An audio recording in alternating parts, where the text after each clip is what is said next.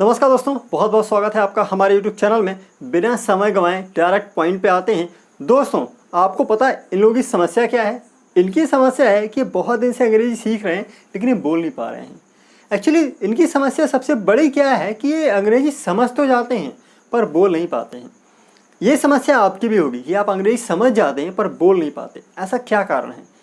एक तो देखिए, कारण सबसे बड़ा ये है कि भाई आपके आसपास अंग्रेजी का माहौल नहीं है, इसीलिए आप अंग्रेजी बोल नहीं पा रहे हैं। ठीक है, देखिए समझ तो जा रहे हैं क्योंकि आजकल का एटमॉस्फेयर इतना अंग्रेजी के मामले में ज़्यादा हो चुका है कि आप अंग्रेजी समझ जाते हैं बिल्कुल, लेकिन आप उसका आंसर नहीं कर पाते। प्रॉब्लम पता क्या है कि आप आंसर क्यों नहीं कर पाते? क्योंकि आपको ये नहीं पता कि किस शब्द को कहाँ पर रखना है, और दूसरी बात आपकी प्रैक्टिस नहीं है, इसीलिए आप अंग्रेजी नहीं बोल पाते हैं। यही कारण है दोस्तों कि आपको नहीं पता है कि किस शब्द को कहाँ पे रखना है। आप अंग्रेजी वर्ड मीनिंग्स बहुत जानते हैं, आपको बहुत सारे शब्दों की अंग्रेजी में ही मीनिंग पता है, कई बार तो हिंदी नहीं पता होती, लेकिन समस्या ये है कि उन सारे शब्दों को किस जगह पे रखना है, किस शब्दों को कहाँ पे रखना है और कैसे बोलना है, ये आपसे नहीं बनता है। यही समस्या बहुत सारे लोगों की है दोस्तों, वो समझ जाते हैं पर बोल नहीं पाते हैं। अच्छा, ऐसा क्यों? देखिए, जैसे हमने पहले कहा था कि एक तो एटमॉस्फेयर होना चाहिए आपके पास। दूसरा दोस्तों, देखिए अंग्रेजी सीखने के लिए ध्यान रखिएगा, अंग्रेजी सीखने के लिए केवल दो चीज़ें, दो ही तरीके होते हैं अंग्रेजी सीख सकने के दोस्तों। इसके अलावा कोई तरीका नहीं, केवल दो तरीके से आप अंग्रेजी सीख सकते हैं, और वो तरीके हैं दोस्तों नेचुरल और अननेचुरल, दो तरीके से। इसके अलावा दुनिया में कोई तरीका नहीं दोस्तों, कोई भी तरीका नहीं है जिससे कि आप अंग्रेजी सीख सकें।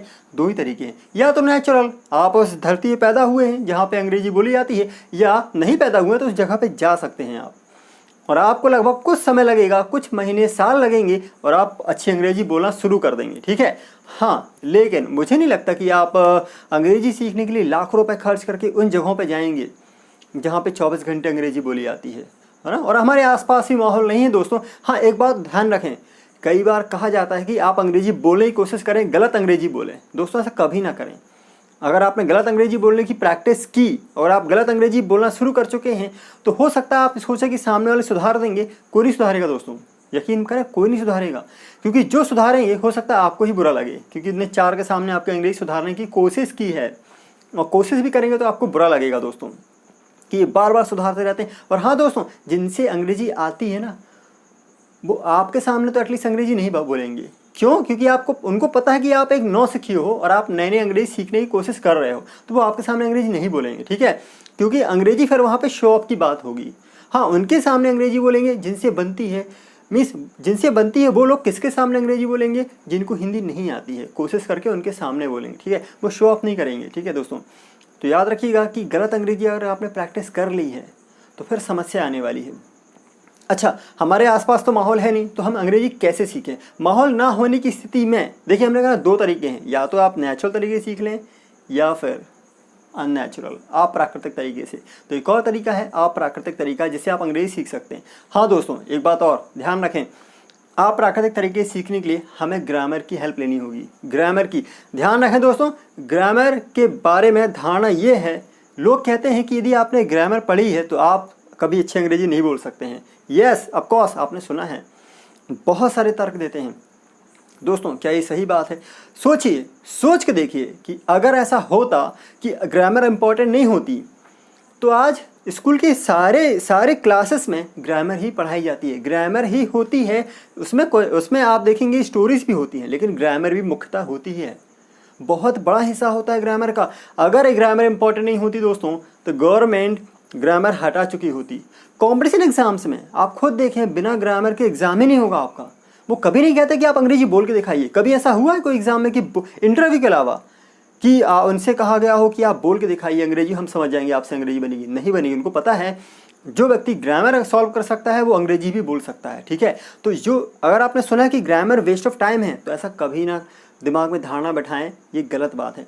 क्योंकि हमारे पूर्वजों ने बहुत समय बिताया है, बहुत शोध किया है, तब जाके उनको ये पता चला कि किस शब्दों कहाँ पे रखने पे भाषा की अंडरस्टैंडिंग अच्छी होगी। दोस्तों, आप क्यों नहीं अंग्रेजी बोल पा रहे हैं? क्यों? समस्या ये है कि आपको ये नहीं पता ना किस शब्दों कहाँ पे रखना है।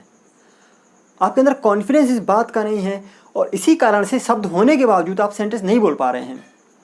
कैसे बोल पाएंगे? आपको ये नहीं पता ना कि शब्द कौन नाउन है, कौन सा एडजेक्टिव है, कौन सा एडवर्ब है, कौन सी क्रिया है, किसको कहाँ पे रखना है, नहीं पता है। बाकी आप जानते तो हैं कि गो का मतलब जाना होता है, आपको पता है, क्रियाएं पता हैं आपको, तो लेकिन सही जगह नहीं पता है आपको कैसे रखना है, और दूसरी उसकी प्रैक्टिस नहीं है। तो ग्रामर आपको बताएगी कैसे सीखना है। हाँ दोस्तों, हमने कहा ना, कई बार मैं इस चीज़ पर जोर देता हूँ कि आप शुरू में ट्रांसलेट ना करें, शुरू में एक संभावित हिंदी निकालें। अगर आपने शुरू में अंग्रेजी से ट्रांसलेट करना सीख लिया है, हिंदी से शुरू में हिंदी लिखी और ट्रांसलेट कर रहे हो, अगर आपने सीखा हुआ दोस्तों कि आई का मतलब मैं होता है, और आपने रट्टा मारा हुआ कि आई का मतलब मैं ही होता है, रट लिया है कि आई का मतलब मैं ही होता है, तो दोस्तों इस प्रकार की ट्रांसलेशन से कई बार समस्या आ सकती है। रटना नहीं है, संभावित हिंदी निकाल सकते हैं कि यार यहाँ पे आई का मतलब ये होता है, समय आने पे बदल भी जाएगा इसका मतलब। ठीक है, कैसे? देखिए, यहाँ पे आई का मतलब मैं होता है, लेकिन अगर मैं कहूँ आई नो, तो यहाँ पे आई की हिंदी मुझे निकल रही है।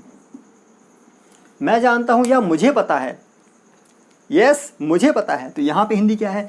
मुझे पता है। अब हिंदी बदल गई। अब कई बार देखिएगा कि ही की हिंदी क्या होती है, आपने सुना होगा ही की हिंदी वह होती है, यह भी होती है। ठीक है, इस प्रकार से आप हिंदी देखेंगे, या तो वह होगी या यह होगी। लेकिन यदि हमने कहा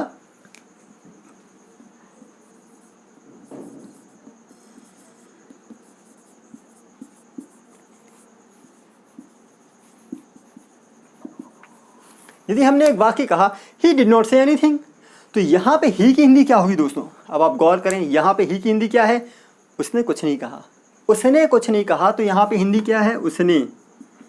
अब आप गौर करें, आपने किताबों में पढ़ा है, आपने पढ़ा है कि ही की हिंदी वह होती है या फिर यह होती है, लेकिन यहाँ पे नहीं निकली हिंदी, यहाँ पे। और ये ऐसे सेंटेंस जो आप बहुत बोलते हो, बहुत ज़्यादा बोलते हो दोस्तों, तो आप गौर कर सकते हैं, इतना ज़्यादा बोले जाने वाला सेंटेंस की हिंदी वहाँ नहीं लिखी थी, नहीं लिखी थी।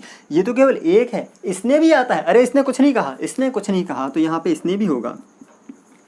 इसने कुछ नहीं कहा, इन्होंने कुछ नहीं कहा था, उन्होंने कुछ नहीं कहा था, तो यहाँ पे सेंटेंस की हिंदी बदल जाएगी। ठीक है, तो इस प्रकार से आप फंस जाओगे, क्योंकि आपने केवल ट्रांसलेशन ही सीखा है, वर्ड टू वर्ड।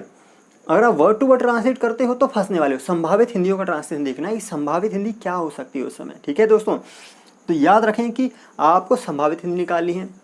ग्रामर बहुत इंपॉर्टेंट है। ठीक है, हाँ दोस्तों, ग्रामर तो पढ़ेंगे साथ साथ में ग्रामर।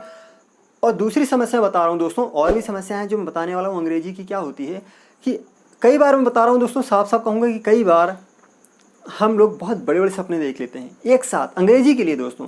मतलब क्या सोच लेते हैं कि 2 महीने में आप फराटेदार अंग्रेजी बोलना शुरू कर देंगे, 2 महीने में, 7 दिन में आप बहुत बढ़िया अंग्रेजी बोलना शुरू कर देंगे। यही समस्या जा रही है। ये दिमाग में ना माइंड सेट जो हमारा हो चुका है ना, जो हमारा माइंड सेट किया गया है कि 2 महीने में, दोस्तों यही चीज़ नकारात्मकता पैदा कर देती है हमारे दिमाग में।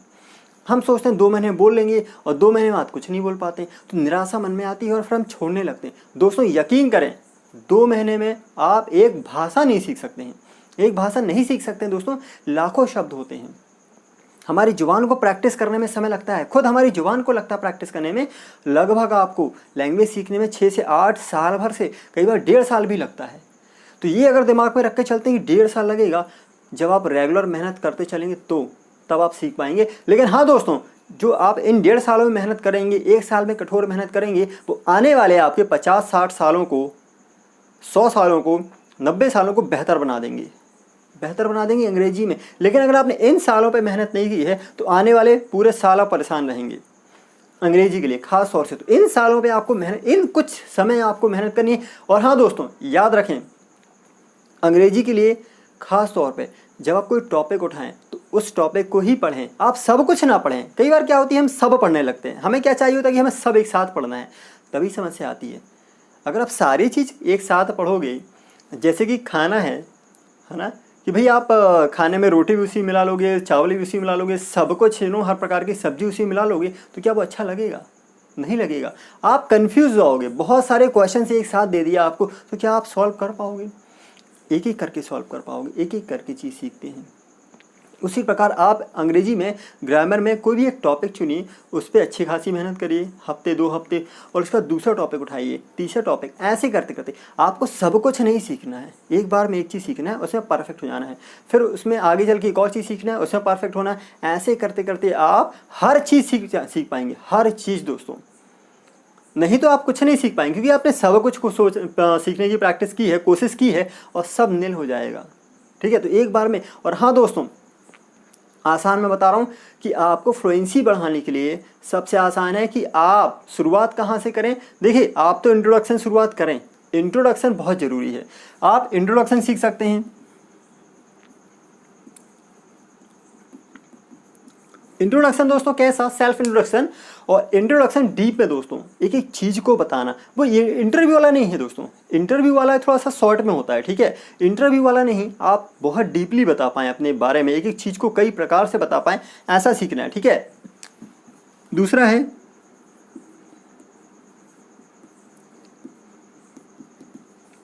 Daily routine. दोस्तों आप डेली रूटीन याद करें, क्योंकि डेली रूटीन दोस्तों ऐसी चीज़ है, ये इसमें उस प्रकार के सेंटेंस आते हैं जो आप दिन भर काम करते हैं, दिन भर उन कामों से आप बच नहीं सकते हैं, क्योंकि रोज़ आप नहाते हैं, रोज़ आप खाना खाते हैं, रोज़ आप बाहर जाते हैं, ठीक है, रोज़ आप टीवी देखते हैं, तो इस प्रकार के कामों से आप नहीं बच सकते हैं। रोज़ आप ब्रश करते होंगे दोस्तों, रोज़ जाते होंगे, रोज़ अपने दोस्तों से मिलते होंगे, दोस्तों से नहीं तो फैमिली मेम्बर से तो मिलते होंगे, ठीक है। ये काम आप रोज़ करते हैं, तो इन कामों को यदि आप अंग्रेजी में बोलना सीख जाते हैं डेली रूटीन के दोस्तों, डेली रूटीन की आपको कुछ दिन प्रैक्टिस करनी होगी, ऑफकोर्स 1 हफ्ते प्रैक्टिस करनी होगी, 1 महीने करनी होगी, हो सकता है 2 महीने करनी हो, लेकिन हाँ ज़िंदगी भर नहीं करनी होगी, ज़िंदगी भर नहीं करनी होगी, लेकिन ज़िंदगी भर के लिए बैठ जरूर जाएगा दिमाग में, ठीक है। इसको रटें। हाँ, आप इसको प्रेजेंट में भी याद करें, पास्ट में भी याद करें और फ्यूचर में भी याद कर लें, तो इस प्रकार से आपकी प्रेजेंट पास्ट फ्यूचर की प्रैक्टिस हो जाएगी।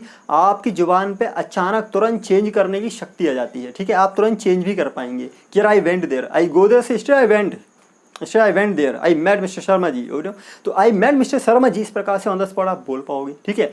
तीसरा दोस्तों, आप रीडिंग की आदत डालें, और रीडिंग में भी क्या ध्यान रखें, बहुत खास चीज़ बता रहा हूँ कि रीडिंग में इसे तो आप ना पढ़ें, इसे अगर आपने पढ़ने की कोशिश की, न्यूज़पेपर, इंग्लिश का न्यूज़पेपर, यदि आपने इसको पढ़ने की कोशिश की, ध्यान रखें दोस्तों कि इतना टफ होता है शुरुआत में, क्योंकि कई बार इसको इंटरेस्टिंग बनाने के लिए बीच बीच से ग्रामर भी हटा दी जाती है, कई बार इंटरेस्टिंग बनाने के लिए, ठीक है। केवल कई बार टाइटल्स में और बीच में भी थोड़ी बहुत चेंजेस हो जाते हैं, ठीक है। तो इसको ना पढ़ें, बहुत टफ होता है। शुरुआत में आपको बच्चों की किताबें पढ़नी हैं, बहुत सरल लैंग्वेज में होती है, धीरे धीरे उसमें एडवांसमेंट भी होता है, ठीक है दोस्तों। सरल है, मैं बता रहा हूँ, आप इसको पढ़ सकते हैं, ये इसका नाम है चंपक। चंपक पढ़ेंगे आप दोस्तों, इसमें इतने सरल सेंटेंस होते हैं, इतने सरल सेंटेंस होते हैं अंग्रेजी में कि आपकी धीरे धीरे अंडरस्टैंडिंग बढ़ा देंगे। आपका आत्मविश्वास बढ़ाना है, शुरू में आपको आत्मविश्वास बढ़ाना है, अंडरस्टैंडिंग बढ़ानी है अंग्रेजी में, और हाँ आपकी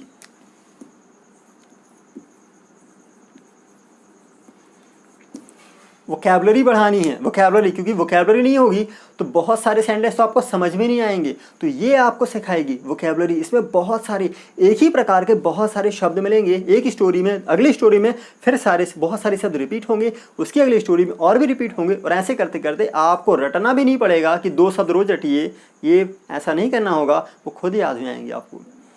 लेकिन आपको वर्ड मीनिंग ढूंढनी होगी, उसकी लिस्ट बनानी होगी, उसको मेंटेन करना होगा रोज, उसमें इंक्रीमेंट करना होगा रोज, और ऐसे करते करते आपकी वोकैबुलरी बढ़ेगी। दूसरा, आगे आप खास चीज सीखेंगे, इडियम्स,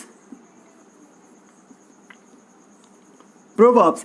इसी में आपको और भी क्या क्या मिलेगा, इडियम्स, प्रोवर्ब्स। दोस्तों इडियम्स वो चीज़ होती हैं कि ट्रांसलेशन तो इनमें कहीं दूर तक नहीं होता है, इडियम्स में, प्रोवर्ब्स में दूर तक ट्रांसलेशन नहीं होता दोस्तों, क्योंकि इनके शब्द कुछ और होते हैं, मीनिंग कुछ और होती है। घोड़ा घास से दोस्ती करेगा तो खाएगा क्या, यहाँ में पता है घोड़ा घास से कोई मतलब ही नहीं है, यहाँ तो कुछ और बात हो रही है, ठीक है। इडियम्स भी आपको चंपक में बहुत मिलेंगे, बहुत, तो आपकी प्रैक्टिस इस चीज़ में भी होगी। रेडीमेड सेंटेंस मिलेंगे दोस्तों, बहुत सारे रेडीमेड सेंटेंसेस, जैसे आप स्क्रीन पर देख पा रहे हैं, ये रेडीमेड सेंटेंसेस हैं, इनको आप ट्रांसलेट नहीं कर पाओगे। कुछ प्रकार के सेंटेंस को हम ट्रांसलेट नहीं कर सकते हैं, कभी नहीं कर सकते हैं, हमें एज इट इज सीखना होगा, जैसे अंग्रेजी में है वैसे ही सीखना होगा, तो इनको भी आप सीख सकते हैं दोस्तों, इनकी प्रैक्टिस करेंगे। ये सब आपको इस किताब में मिलेंगे, ठीक है, चंपक में आपको मिलेंगे, इस प्रकार की और भी किताबों में मिलेंगी। शुरुआत आप छोटी किताबों से करें, धीरे धीरे जब आपका लेवल बढ़ेगा तो इस प्रकार से आप धीरे धीरे और टफ किताबों में आ सकते हैं, फिर आप पेपर में, न्यूज़पेपर में आ सकते हैं।